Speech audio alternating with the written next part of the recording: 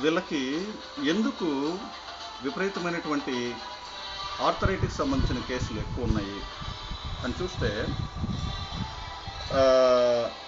చూడండి, వీళ్ళ రోడ్లు మొత్తం అన్నీ కూడా సిమెంట్ గచ్చులే అనమాట.